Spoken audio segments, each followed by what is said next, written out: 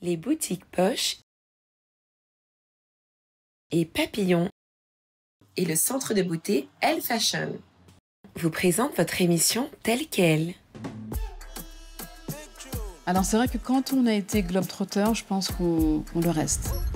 Et je me suis dit, il n'y a pas de raison que mon compagnon crée son entreprise et que moi je reste sur le bas-côté. Et justement, de pouvoir dire à d'autres femmes entrepreneurs et qui sont aussi mamans que vous pouvez du coup mener les deux casquettes, c'est possible. Mais par contre, entourez-vous.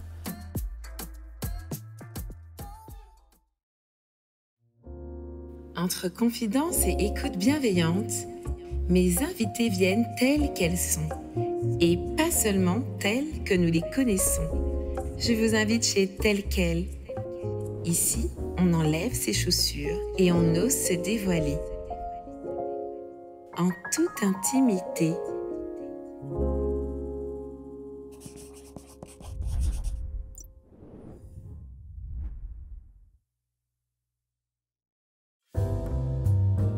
Nous parlerons de sa vie de globe-trotteuse, de maternité, d'entrepreneuriat au féminin, mais également de charge mentale. Faisons plus ample connaissance avec Linda Nirenda.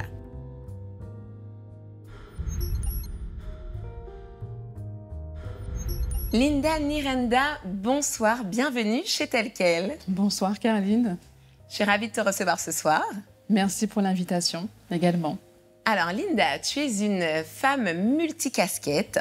Tu es entrepreneur dans la communication digitale depuis plusieurs années, maman de 2 enfants, cofondatrice du réseau Business Mam, compagne d'un chef d'entreprise.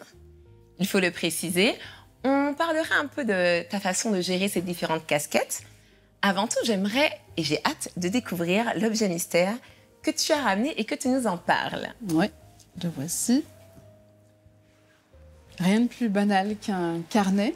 Voilà, parce qu'on m'appelle... Très beau carnet. Merci beaucoup. Cadeau de mon frère. Parce qu'effectivement, on m'appelle Madame Carnet et j'ai de multiples carnets. Donc, c'est un carnet parmi beaucoup de carnets que j'ai qui me permet de pouvoir vraiment distinguer ma vie personnelle de ma vie professionnelle. Il faut savoir que c'est vrai que je me balade toujours avec un carnet parce que je réfléchis beaucoup, j'ai beaucoup d'idées et qu'à un moment donné, je me suis dit, ces idées-là, plutôt qu'elles restent dans ta tête, tu vas commencer à les écrire. Et donc, depuis, voilà, je me balade tout le temps avec.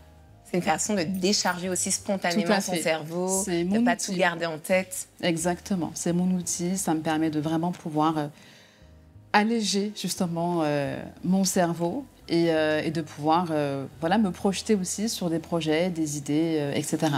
Écrire, ça te fait du bien? Écrire, ça me fait énormément de bien. J'ai toujours aimé ça, mais c'est vrai que du coup là, le format du carnet, et puis quand on mène aussi une vie de maman et chef d'entreprise, il y a vraiment une nécessité à un moment donné, du coup, enlever certains poids qu'on peut ressentir, et ce carnet me permet de pouvoir le faire. Parfait, tu peux le déposer juste là. Ouais.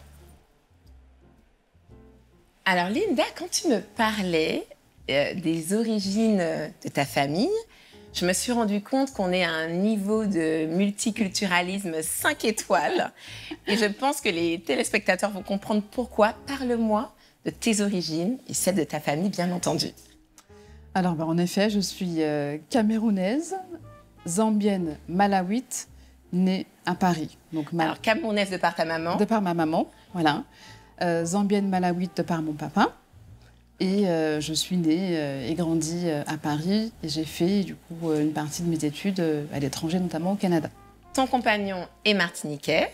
Tout à fait, mon compagnon est martiniquais, ce qui donne que mes 2 enfants, Danissani et Kélam, sont...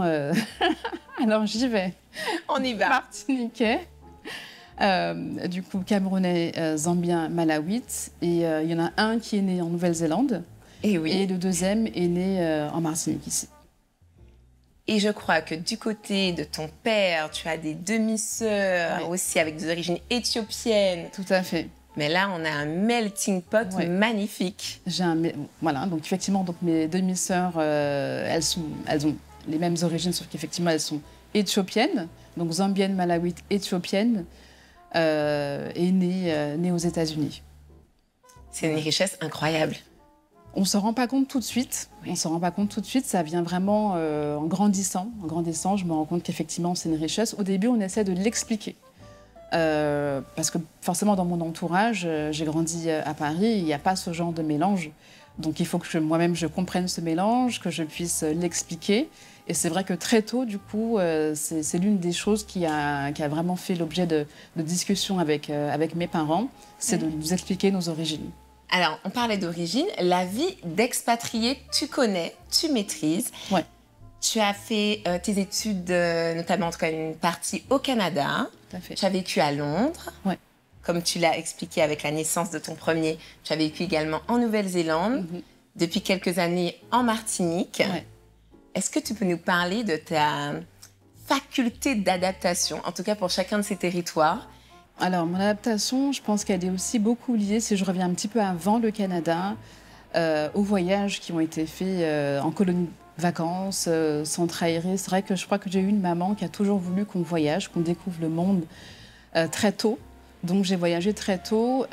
Comme je l'ai dit, en fait, j'ai un papa qui est zambien, donc c'est côté anglophone de l'Afrique, en Afrique australe.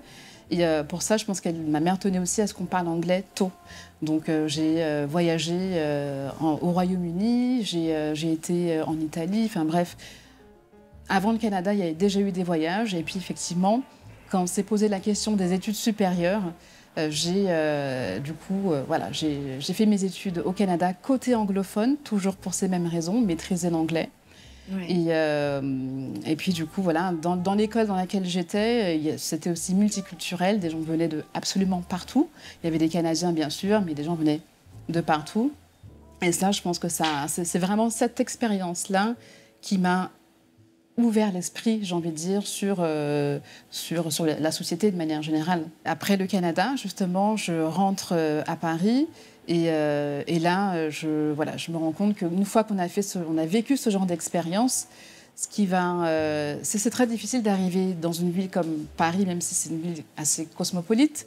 Mais on s'est ouvert l'esprit, donc on a envie d'autres choses, on a envie de rencontrer peut-être d'autres personnes aussi. Et là, je me dis, bon, faut pas que je reste. Faut pas que je reste, je fais mes expériences et ensuite, je repars, je vais quelque part. Et donc, du coup, là... C'était Londres. C'était Londres. Ça a été Londres, cette destination. Je me suis dit... Londres, voilà, c'est une ville qui me correspondait vraiment bien à ce moment-là, dynamique, multiculturelle, et dans laquelle on peut vite, justement, travailler, finalement. Donc, ça a été le cas. Je suis arrivée à Londres avec une opportunité, donc le fait de travailler pour une chaîne panafricaine. Et de là, pareil, donc avec des panafricains donc, qui viennent de partout du monde, mais surtout de l'Afrique. Et là, je me sens comme à la maison, vraiment comme un poisson dans l'eau. Et je me dis, il faut que je reste à Londres. Seydou me rejoint, du coup, je suis la première à partir. Mon compagnon me rejoint pas longtemps après. C'est pas le même coup de cœur, je crois. C'est pas le même coup de cœur. Et il arrive à Londres et puis il a une opportunité, lui, en Irlande. Donc, il y a eu ce voyage-là, entre-temps, en Irlande, pendant plusieurs mois. Il rentre de l'Irlande, ça lui fait un bagage professionnel. Et effectivement, il a une première opportunité de la Nouvelle-Zélande qui vient frapper, du coup, à sa porte. Il réfléchit et moi, je lui dis, mais tu reviens déjà de l'Irlande, on va se laisser un petit peu de temps quand même d'apprécier peut-être l'expérience londonienne en couple. Et là, voilà, il n'y a pas pour l'instant de Nouvelle-Zélande dans l'équation. Et puis, il y a une deuxième opportunité d'y aller. Et là, je lui dis, je peux pas te laisser ne pas accepter. Et je regarde quelques images dans Google, je tape comme Nouvelle-Zélande dans Google, et puis je me dis, ça a l'air bien quand même. Tu vois. Voilà, ça peut être bien finalement, ça peut être une belle expérience. Let's go. Et vous voilà partis. Et nous voilà partis, vraiment très rapidement. Ça s'est fait en moins de 10 jours. Et l'adaptation à la Nouvelle-Zélande, c'était assez rapide, facile? Ça a été assez facile. Assez facile, assez rapide. Maintenant, c'est vrai qu'il faut prendre en compte la distance. Donc, c'est loin de tout. Oui. Moi, j'arrive avec... je suis du coup compagne expat, finalement. On est expatriés tous les deux, mais j'arrive avec le fait de ne pas avoir un emploi. Donc je maintiens justement mes petites missions freelance pour rester femme active. Et en même temps, je commence à me créer un réseau. Je me dis, c'est comme ça que tu vas du coup tuer aussi le temps. Je commence à créer un réseau. Je commence aussi à créer ma routine. Oui. J'ai passé mon permis aussi là-bas de conduire. Voilà, je commence à mettre en place des petites choses pour vraiment créer un bel environnement pour moi. Et puis, je suis aussi enceinte là-bas. J'accouche là-bas.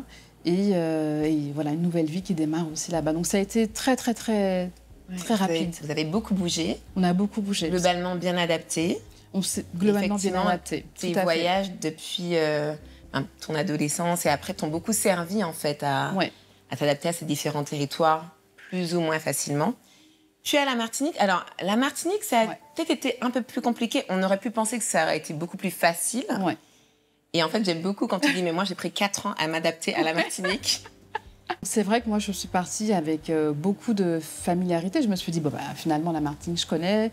Le climat, je connais. La culture, je la connais. La nourriture, je la connais. Donc, ça va être très facile. Qu'est-ce qui a été compliqué, alors? Je pense qu'il a été compliqué, c'est vraiment l'adaptation, je pense, personnelle, également professionnelle. Donc, déjà... personnel, j'arrive avec un enfant en bas âge. Enfin, nous arrivons finalement avec un enfant en bas âge. J'ai pas de repères. Je découvre tout. L'administration finalement aussi française où il faut du coup savoir comment est-ce qu'on met ses enfants à la crèche, comment est-ce que on se réinsère un petit peu. Toi, tu réapprends le système français. Je réapprends le système français et je me réinsère dans le système français. Donc je commence vraiment depuis le début.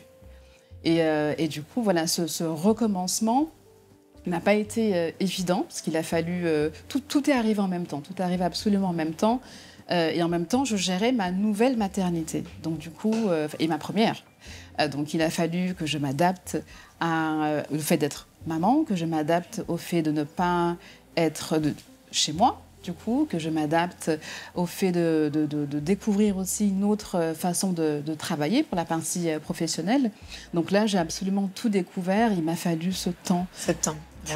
Pour digérer au final. Et si aujourd'hui, tu devais à nouveau changer de vie, ce qui peut-être va arriver parce qu'avec toi, ce n'est pas impossible, quelle destination choisirais-tu et pourquoi? Alors c'est vrai que quand on a été globetrotter, je pense qu'on le reste. On le reste, et c'est pas le fait d'être maman aujourd'hui qui m'empêche justement de me projeter sur les voyages. Donc c'est vrai que quand on est arrivé en Martinique, il y avait déjà cette volonté de repartir. D'accord.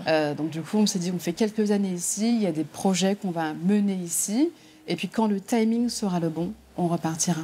Donc avec comme objectif, comme destination, l'Afrique. L'Afrique est dans notre ligne de mire. On avait aussi imaginé le Canada. Voilà. Oui. Et puis, voilà. Revenons à la femme multicasquette. Quand tu t'es mise à ton compte, donc à ton arrivée en Martinique, quand tu as créé ton entreprise, ça n'a pas forcément été toujours rose entre la gestion, donc l'éducation et la gestion de ton premier petit. Ouais. La gestion forcément du foyer parce qu'il faut bien s'en occuper, la gestion de ton entreprise, des clients et tout ce que ça induit, mais également ton compagnon qui montait en même temps sa structure. Tout à fait. J'aimerais comprendre, parce que c'est vrai que c'est un schéma qu'on retrouve beaucoup, pourquoi les femmes ont tendance à s'imposer une telle pression de vouloir tout gérer, tout mener de front, sans rien négliger. C'est un peu ce qui t'est arrivé, c'est que tu as dû tout gérer en même temps. J'ai tout géré en même temps. Alors là, je parlais pour moi, parce que je ne parlais pas pour les femmes de manière générale. Pour moi, c'est vrai qu'il y a eu beaucoup de circonstances qui sont arrivées en même temps. Quand on est arrivé, j'avais envie de continuer à être indépendante, parce que je suis très indépendante. J'ai testé le salariat, ça ne m'a pas plu. Je n'ai pas été salariée longtemps non plus à Paris, donc du coup, je me suis dit, je vais continuer dans l'entrepreneuriat. Et je me suis dit, il n'y a pas de raison que mon compagnon crée son entreprise et que moi, je reste sur le bas-côté. Je me suis dit, si j'ai aussi des ambitions, des rêves, je vais y aller. Je ne sais pas comment, mais je vais y aller. Donc du coup, effectivement, mon compagnon a créé son entreprise et 1 an après, je crée la mienne. Plus 1 an après, je crée aussi avec mes amis le réseau Business Mam. Donc du coup, l'idée pour moi, c'était pas de... À ce moment-là, je me suis pas dit, bah, je vais tout gérer, je prends tout pour moi. C'est que tout était déjà là, en fait. Donc j'ai dû gérer justement la maternité, gérer également du coup, effectivement, la création de l'entreprise. Et puis me dire, bah, finalement, j'ai une double casquette. Donc réaliser que j'ai une double casquette et me dire, OK, bah, là, je vais devoir tout mener de front. Voilà, ouais. Et assumer. Et assumer. Et d'ailleurs, à un moment, tu frôles le burn-out. Toi, tu es dans le déni total. C'est ton compagnon qui tire la sonnette d'alarme. À quel moment, toi, tu as le déclic et tu réalises que ça ne va plus et qu'il faut peut-être décélérer? À ce moment-là, je ne réalise pas, justement, que je suis dans cette phase postpartum burn-out. Je ne réalise pas du tout. J'ai des sauts d'humeur, ça je le sais, j'en prends conscience. Je suis dans un tourbillon, en fait. Et dans ce tourbillon, je n'ai aucun recul. Et ton compagnon qui est là, lui, tout à fait. Il le voit, oui. Forcément. Il le voit, il le partage, il le vit, il le partage avec moi. Et là, effectivement, je réalise qu'il y a peut-être quelque chose qui se trame en moi et que je suis en train de ne pas accepter. C'est-à-dire que je suis dans un déni en me disant tout va bien, je gère, il n'y a pas de souci, en ne prenant pas en compte justement mes sauts d'humeur, en me disant ça va passer, je vais faire une bonne nuit de sommeil et puis demain, ça sera une nouvelle journée. Voilà, donc c'est vrai qu'il sonne cette fameuse alarme en me disant fais attention, prends soin de toi. Ça me fait penser à ce qu'on appelle la charge mentale donc, des femmes. C'est ce syndrome des femmes épuisées à devoir penser à tout. Comment faire justement? Comment toi, tu as réussi à l'alléger, en tout cas, et à mener sereinement cette vie pro et vie perso? Alors, pour moi, ça a commencé avec des choix et des décisions aussi.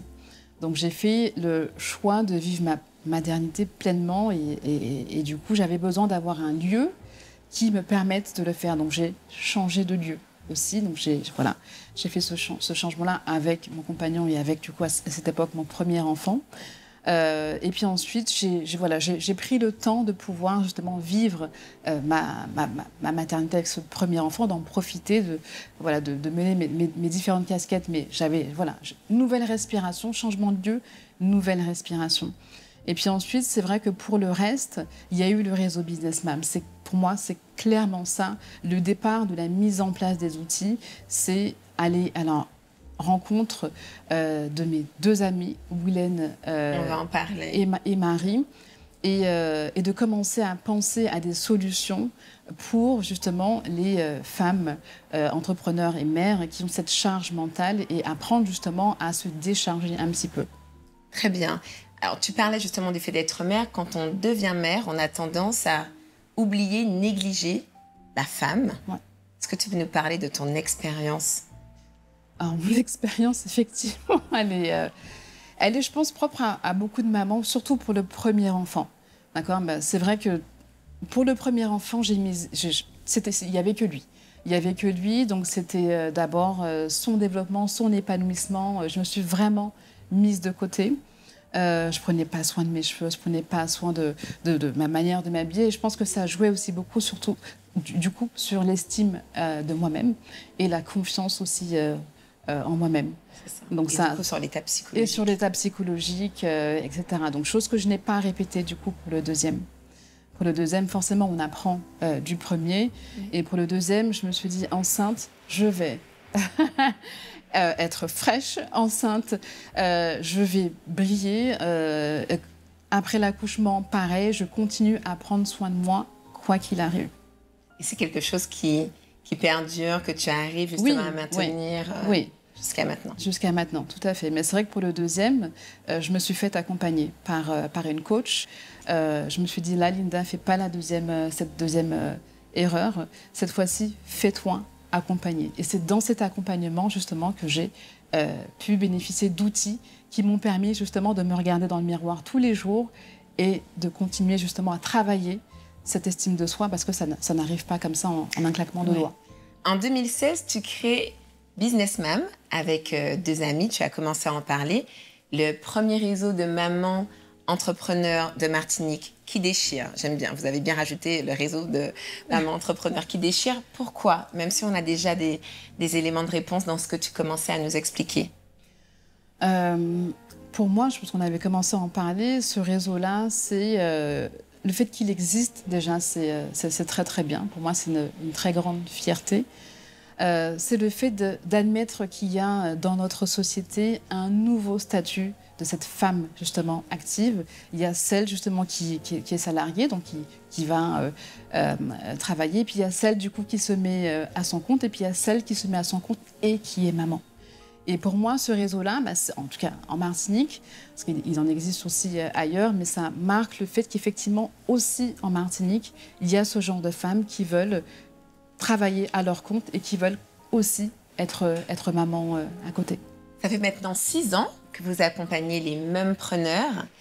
Quelles sont les principales problématiques que vous avez identifiées à travers vos échanges, vos ateliers, vos rencontres, et l'évolution également que vous notez durant ces 6 ans, les principaux points, ce serait quoi? Alors, les principales problématiques, j'ai envie de dire surtout que on a pu, grâce à nos événements, à nos conférences, à nos actions, on a pu, je pense, redonner confiance aux femmes qui ont un projet, qui ont une idée, qui ont envie de créer et qui n'osent pas franchir le pas. On a eu beaucoup, justement, de jeunes businessmen, jeunes créatrices d'entreprises, qui n'ont pas osé franchir le pas et qui en nous voient, parce que justement il y avait pas mal de contraintes autour d'elles, notamment celle d'avoir aussi cette casquette de maman, et qui en nous voyant se sont dit mais si elles le font, pourquoi pas moi?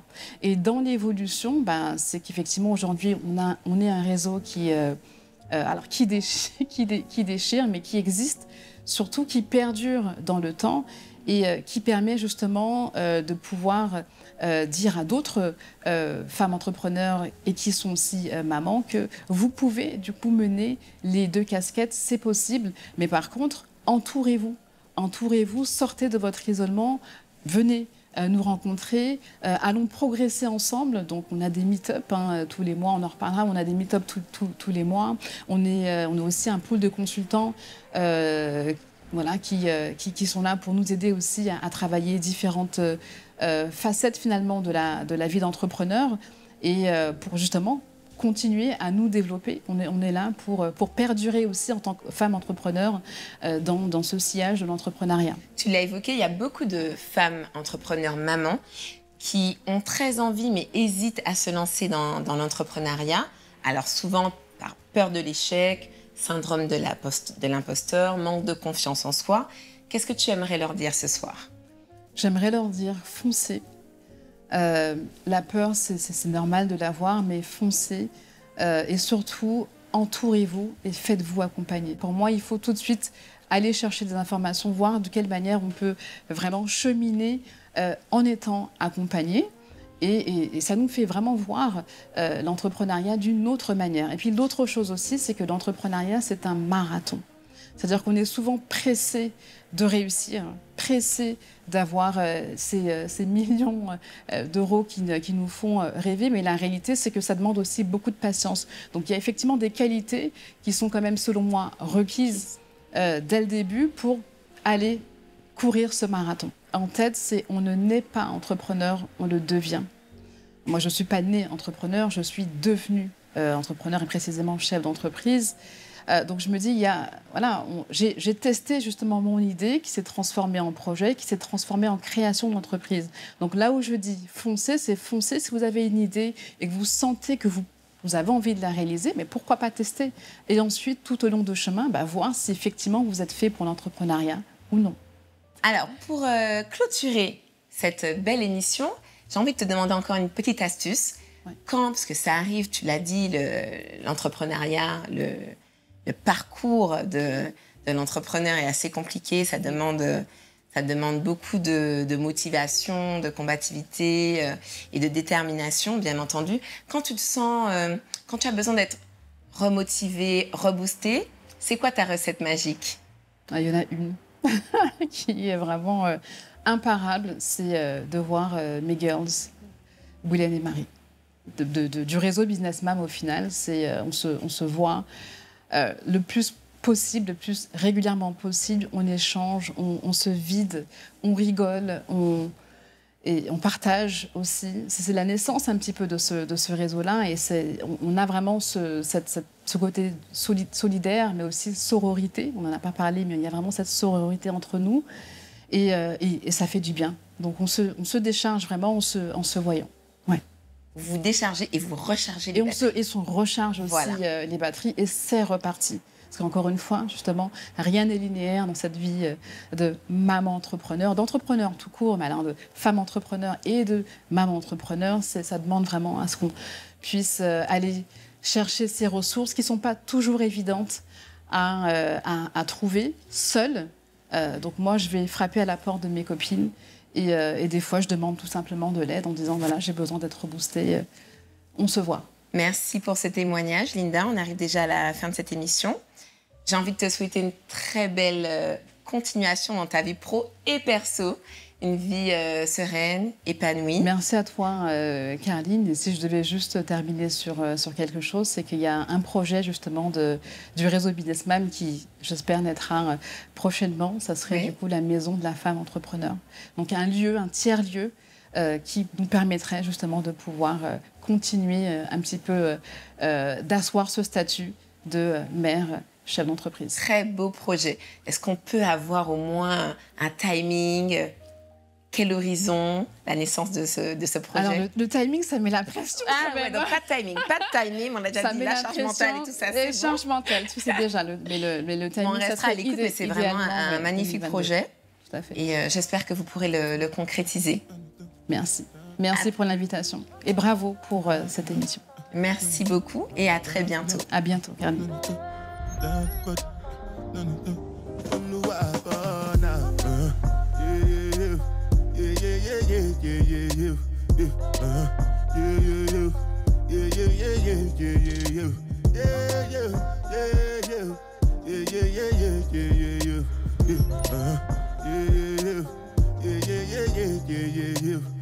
This one I better do with the jabata. Me, I no get time, I did da. Dada cover my face, calling me la baja. Biggie man, we know they wear a bada. Tell me, my nigga, what's it gon' be? G-Wagon, all the Bentley, the girl them, ride the whip. I no fit, die for nothing. My nigga, what's it gon' be? G-Wagon, all the Bentley, the girl them, ride the whip. I no fit, die for nothing. Les boutiques Poche